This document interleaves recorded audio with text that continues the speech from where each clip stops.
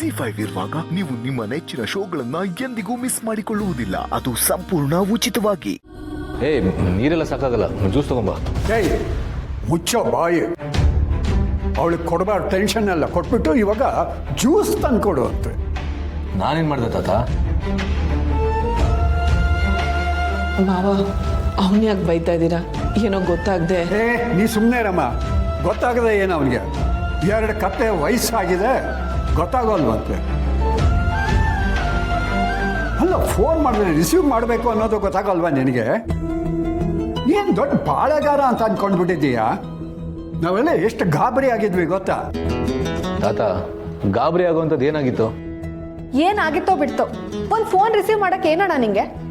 ಅವ್ರ ಮನೆಗೆ ಪೊಲೀಸ್ನವ್ರನ್ನ ಕರ್ಕೊಂಡು ಹೋಗಿದ್ಯಂತಲ್ಲ, ಸರಿನಾ ಇದು? ನನ್ನ ಪ್ರಕಾರ ಸರಿನೇ. ಈಗ ಎಲ್ಲರೂ ಸ್ವಲ್ಪ ಸುಮ್ಮನಿರ್ತೀರಾ? ನನ್ನ ಗಮನ ಏನಿದ್ರು ಇವ್ರನ್ನ ಚೆನ್ನಾಗಿ ನೋಡ್ಕೊಳ್ಳೋದ್ರ ಮೇಲೆ ಇರಬೇಕು ಹೊರತು ಹಿಂದೆ ಏನಾಯ್ತು ಅಂತ ಕಿರ್ಕಿ ಕೇಳೋದ್ರ ಮೇಲಲ್ಲ. ಅಮ್ಮನ ಚೆನ್ನಾಗಿ ನೋಡ್ಕೊಳ್ಳೋದನ್ನ ನೀನೇನು ಹೇಳ್ಕೊಡ್ಬೇಕಾಗಿಲ್ಲ. ಅದು ಸರಿ, ಅಮ್ಮಂಗೆ ಏನಾಗಿದೆ? ಡಾಕ್ಟರ್ ಏನು ಹೇಳಿದ್ರು?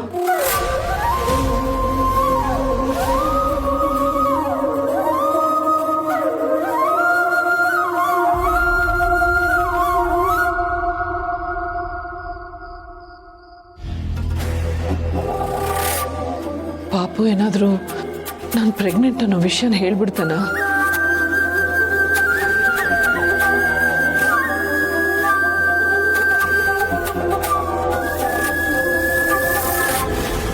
ಅವ್ರಿಗೇನು ಆಗಿಲ್ಲ, ಸ್ವಲ್ಪ ವೀಕ್ನೆಸ್ ಅಷ್ಟೇ. ಒಂದು 10-15 ದಿನ ರೆಸ್ಟ್ ಮಾಡಿದ್ರೆ ಎಲ್ಲ ಸರಿ ಹೋಗುತ್ತೆ.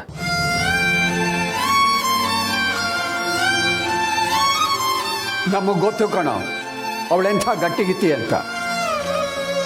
ನಿನ್ನಂಥ ಹಠಮಾರಿ ಹುಡುಗನ್ನ ಇಷ್ಟು ವರ್ಷ ಸಾಕು ಸಲಹಿದ್ದಾಳೆ ಅಂತಂದರೆ ಅವಳದ್ದು ಎಂಥ ಗಟ್ಟಿ ಜೀವ ಅಂತ ನೀನು ಅರ್ಥ ಮಾಡ್ಕೋಬೇಕು.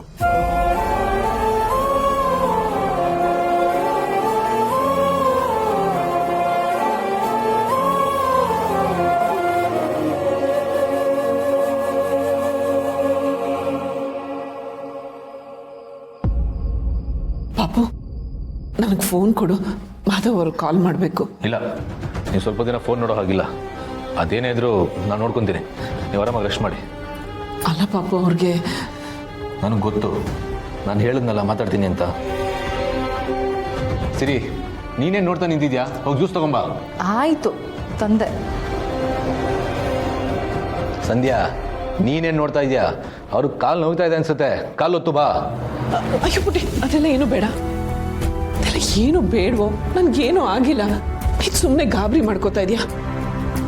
ಮೊನ್ನೆ ಒಂದ್ಸಲ ಫೋನ್ ಕೊಡು, ನಾನು ಮೊದಲು ಮಾಧವ್ ಅವ್ರಿಗೆ ಫೋನ್ ಮಾಡ್ತೀನಿ. ಅವ್ರು ಟೆನ್ಷನಲ್ಲಿ ಇರ್ತಾರೆ, ವಿಷಯ ಎಲ್ಲ ಹೇಳ್ತೀನಿ. ಪರವಾಗಿಲ್ಲ ತುಳಸಿ, ನಾನು ಅವನಿಗೆ ಫೋನ್ ಮಾಡಿ ವಿಷಯ ಎಲ್ಲ ತಿಳಿಸ್ತೀನಿ. ನೀನು ಈ ವಿಷಯನೆಲ್ಲ ತಲೆಯಿಂದ ತೆಗೆದು ಹಾಕು, ನೆಮ್ಮದಿಯಾಗಿರು. ನೆಮ್ಮದಿಯಾಗಿರೋದಕ್ಕೆ ಹೇಗೆ ಸಾಧ್ಯ? ಈ ವಿಷಯನ ನಾನು ಮೊದಲು ಮಾಧವ್ ಅವ್ರ ಹತ್ರ ಹೇಳಲೇಬೇಕು, ಅವ್ರ ಜೊತೆ ಮಾತಾಡಲೇಬೇಕು. ಏನು ಮಾಡಲಿ?